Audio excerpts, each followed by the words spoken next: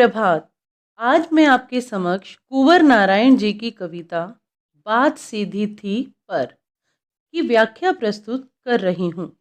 बात सीधी थी पर यह कविता कुंवर नारायण जी के कोई दूसरा नहीं काव्य संग्रह से ली गई है।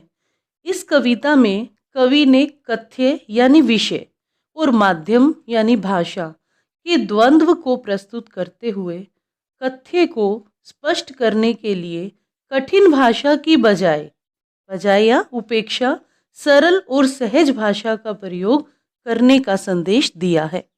बात सीधी थी पर एक बार भाषा के चक्कर में जरा टेढ़ी फंस गई।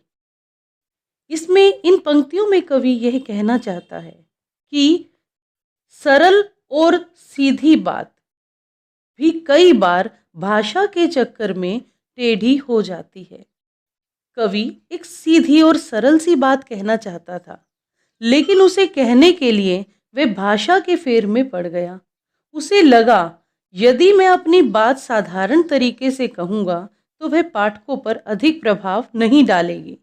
इसलिए वह अपनी बात अलंकारिक ढंग से कहने का प्रयास करने लगा। उसने नए नए शब्द तथा वाक्यों का प्रयोग किया। इसका परिणाम यह हुआ कि साधारण बात भी कठिन हो गई। उसे पाने की कोशिश में भाषा को उल्टा पलटा, तोड़ा मरोड़ा, घुमाया फिराया कि बात या तो बने या फिर भाषा से बाहर आए। लेकिन इससे भाषा के साथ साथ बात और भी पेचीदा हो गई। पेचीदा माने जटिल।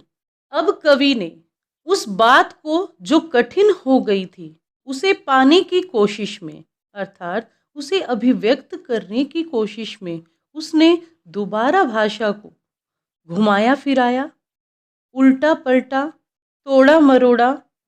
लेकिन भाषा में अधिक परिवर्तन होने से बात इतनी उलझ गई कि कवि सोचने लगा कि अब या तो बात बन जाए, अर्थात यह बात किसी तरीके से अभिव्यक्त हो जाए, या भाषा की उलझन से बाहर आ जाए। लेकिन इससे भाषा के साथ साथ बात और भी पेचीदा माने जटिल होती चली गई। अर्थात बात को अभिव्यक्त करने के कवि के सारे प्रयास असफल हो गए और कवि की बात भाषा के साथ उलझकर और भी जटिल हो गई। इस काव्यांश का भाव यह है कि कवि भाषा के चक्कर में साधारण सी बात को इतना जटिल बना बैठा, इतना कठिन बना बैठा कि उसे अभिव्यक्त करना ही कठिन हो गया। इस काव्यांश में भाषा आम बोलचाल की खड़ी बोली है। प्रसाद गुण सर्वत्र व्याप्त है। उल्टा पलटा, तोड़ा मरोड़ा, घुमाया फिराया, इसमें पद मैत्री है।